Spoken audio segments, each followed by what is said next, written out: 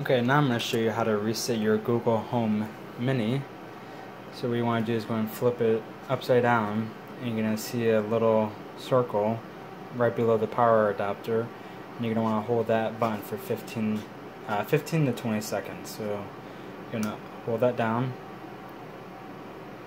You're about to completely reset Google Home. To cancel, release the button.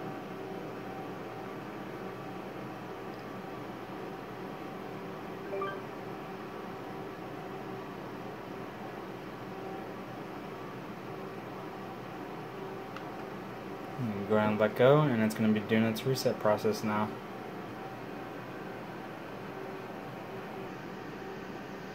Once it powers down, you're going to get 4 little dots just confirming that the factory reset's completing, and you're set to give it to somebody now, and you're all done.